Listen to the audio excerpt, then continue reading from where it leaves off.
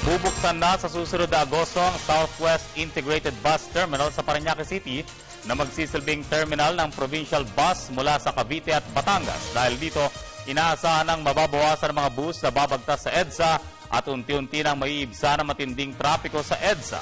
Si Haji Camino sa detalye. Mas magiging maayos na ang sistema sa pag-alis at pagdating ng mga pampasayarong bus na nanggagaling ng Cavite at Batangas. Ito ay matapos maipatayo ng Metropolitan Manila Development Authority ang Southwest Integrated Bus Coastal Road sa Parañaque City. Dito, air-conditioned na ang waiting area ng mga pasahero. Centralized na rin ang dispatching system para sa mga bus na aalis at may malinis pang palikuran.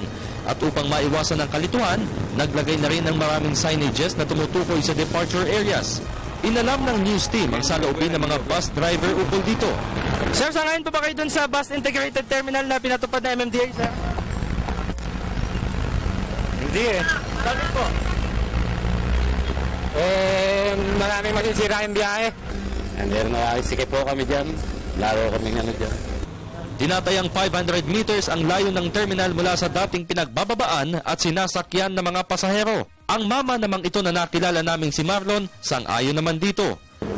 Mas maganda sa order talaga kasi init saka delikado, tawid. Baka mabundol ka eh. Mas maganda talaga na may terminal doon. Sang-ayon kami. Inaasahan sa pagbubukas ng Provincial Integrated Terminal na ito sa Parañaque ay may ibsan na ang daloy ng trapiko sa mga pangunahing lansangan ng Metro Manila, lalong-lalo na sa mga kalsadang dinadaanan ng bus na galing ng Cavite at Batangas. Maliban sa Southwest Integrated, nakatakda ding buksan ng MMDA ang East Integrated Terminal sa Alabang at ang North Integrated Terminal sa Quezon City. Para sa Telebisyon ng Bayan, Haji Camino.